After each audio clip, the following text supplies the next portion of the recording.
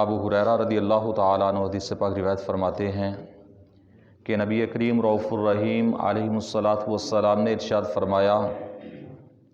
جو شخص ماہ رمضان مقدس کا اعتکاف کرے ایمان کی حالت میں اور ثواب کی نیت سے،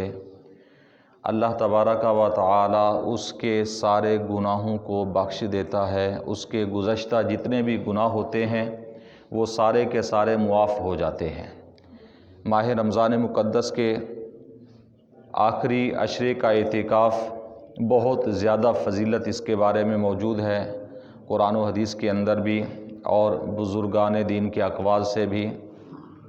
جیسا کہ قرآن مجید فرقان حمید میں اللہ تبارک و تعالیٰ نے ارشاد فرمایا حضرت ابراہیم اور حضرت اسماعیل علیہ السلام سے کہ اللہ تعالیٰ فرماتا ہے، ہم نے تم سے عہد لیا اے ابراہیم اور اسماعیل علیہ السلام کہ میرے گھر کو پاک و صاف رکھو اعتکاف کرنے والوں کے لیے اور طواف کرنے والوں کے لیے، رکوع و سجود یعنی نماز پڑھنے والوں کے لیے۔ یہ اللہ تعالیٰ نے ارشاد فرمایا، یعنی اس آیہ کریمہ سے یہ پتہ چلتا ہے کہ حضرت ابراہیم اور حضرت اسماعیل علیہ السلام ان کو اللہ تعالیٰ جب یہ حکم دے رہا ہے، ایک تو اس کی فضیلت کا بھی پتہ چلتا ہے کہ خانہ کعبہ شریف کو، اللہ کے گھر کو اچھی طرح سے یعنی تعمیر کرنے کے بعد اللہ تعالیٰ نے یہ حکم دیا کہ اسے پاک و صاف رکھنا ہے، صاف ستھرا رکھنا ہے۔ اسے کس لیے رکھنا ہے کہ اس میں 3 قسم کی عبادتیں ہوتی ہیں، طواف کیا جاتا ہے، اعتکاف کیا جاتا ہے، نماز ادا کی جاتی ہے۔ تو ان 3 عبادتوں کے لیے خانہ کعبہ شریف کو، بیت اللہ شریف کو، حرم شریف کو پاک و صاف رکھنے کا اللہ تعالیٰ نے حکم دیا، تو پتہ یہ چلا کہ یہ عبادت بہت پرانی عبادت ہے۔ یہ سابقہ انبیاء علیہ الصلاۃ والسلام سے چلی آ رہی ہے اعتکاف والی عبادت، اور اس کے ساتھ ساتھ اس آیہ کریمہ کے اندر چند ایک چیزیں اور بھی بیان کی گئیں۔ ایک تو یہ کہ مسجدیں صرف عبادت کے لیے بنائی جاتی ہیں اور عبادت ہی کے لیے صاف ستھری رکھی جاتی ہیں، اور اللہ تعالیٰ نے جب صاف ستھرا اور پاکیزہ رکھنے کا حکم دیا ہے تو اس سے یہ پتہ چلا کہ جو اللہ تعالیٰ کے گھر ہیں، اللہ تعالیٰ کے گھروں کے اندر گندی چیزیں، بدبو والی چیزیں، گندگی والی چیزیں مسجد میں لانا منع ہے۔ کسی قسم کی کوئی چیز ہے جس کے اندر بدبو ہے، اسمیل وغیرہ ہے، کہ جس سے نمازیوں کو بھی تکلیف ہوگی، تو اس لیے کہ یہ اللہ کا گھر ہے، اللہ تعالیٰ کے گھر کو پاکیزہ رکھنے کا حکم دیا گیا ہے، خوشبودار رکھنے کا حکم دیا گیا ہے، صاف ستھرا رکھنے کا حکم دیا گیا ہے۔ اور ایک چیز اور بھی ذہن کے اندر رکھنی چاہیے کہ اللہ تعالیٰ کے گھروں کو صاف رکھنا، پاکیزہ رکھنا یہ کوئی عام بات نہیں ہے، بلکہ اللہ تعالیٰ اپنے پیارے نبیوں کو حکم دے رہا ہے۔ حضرت ابراہیم، حضرت اسماعیل علیہ السلام کہ ان جیسا نبی کہ جو حضور نبی کریم صلی اللہ علیہ وسلم کے جد امجد بھی ہیں، لیکن اللہ تعالیٰ نے حکم دیا کہ یہ ایک عظیم عبادت ہے اللہ کے گھروں کو صاف ستھرا رکھنا۔ اس لیے اللہ تعالیٰ نے ان دونوں اپنے پیارے نبیوں کو اللہ تعالیٰ نے حکم دیا کہ میرے گھر کو صاف و ستھرا رکھنا، جیسے تم نے تعمیر کیا ایسے ہی صاف ستھرا بھی رکھنا ہے۔ اور اس سے فضیلت کا بھی اندازہ لگایا جا سکتا ہے۔ اور اس کے علاوہ نبی کریم صلی اللہ علیہ وسلم کی زندگی کا جو معمول، ساری زندگی آپ علیہ الصلاۃ والسلام نے، یعنی جب مدینہ منورہ ہجرت کر کے تشریف فرما ہوئے آپ علیہ الصلاۃ والسلام، تو آپ علیہ الصلاۃ والسلام نے زندگی کے اندر کبھی اعتکاف کو ترک نہیں فرمایا۔ حالانکہ آپ علیہ الصلاۃ والسلام کا معمول یہ تھا کہ آپ سنت کو اکثر و بیشتر ترک فرما دیا کرتے تھے، اس لیے کہ تاکہ لوگوں پر یہ واجب اور ضروری نہ ہو جائے۔ جیسا کہ تراویح کی نماز کے متعلق بھی 3 دن آپ نے پڑھائی، چوتھے دن چھوڑ دی،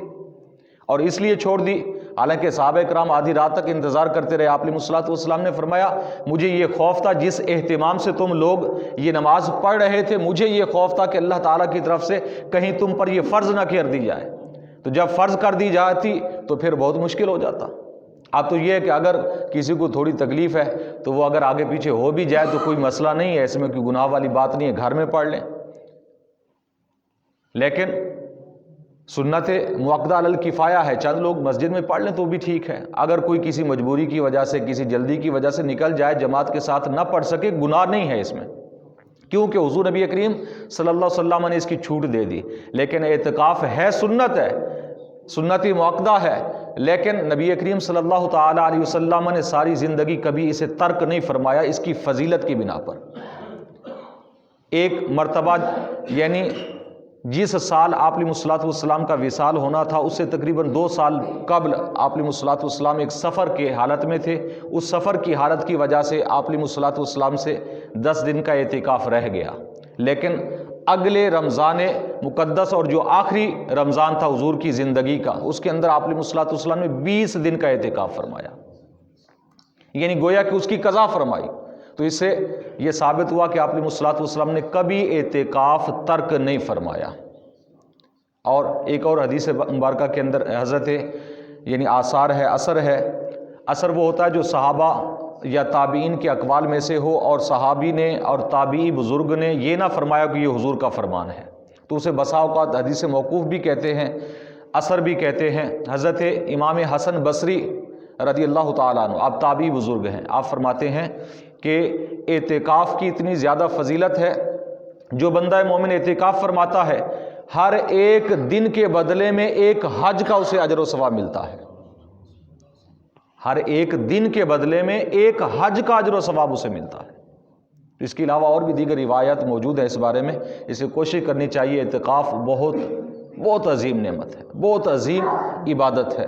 بہت ہی عظیم سنت ہے، اسے ترک نہیں کرنا چاہیے۔ آج اس بارے میں اس حوالے سے کافی سستیاں ہو گئی ہیں، اس لیے کوشش کرنی چاہیے کہ نوجوان حضرات اگر کسی کے پاس وقت ہے تو بھی کر لیں، اگر بزرگوں کے پاس وقت ہے، بزرگ تو ویسے ویلے ہیں، اگر کریں تو سارے بزرگ بیٹھ سکتے ہیں مسجد میں، تو کر لیں تو بہت اچھی بات ہے۔ کیا خبر کہ یہ آخری ماہ رمضان مقدس ہو، اس سے اگلا نصیب ہو یا نہ ہو، تو لیکن اس سے بڑی فضیلت والی عبادت نہیں ہے۔ انشاءاللہ کچھ دیگر چیزیں ہیں اس کی فضیلت کے حوالے سے انشاءاللہ ہم کل پڑھیں گے، کیونکہ کل 20واں روزہ ہے، تو 20 روزے کو غروب آفتاب سے پہلے مسجد کے اندر پہنچنا ضروری ہوتا ہے اعتکاف کی نیت کرنے والوں کے لیے۔ تو اللہ تعالیٰ کی بارگاہ میں دعا ہے ہم سب کو دین کی صحیح سمجھ عطا فرمائے، آپ علیہ الصلوۃ والسلام کے نقش قدم پر چلنے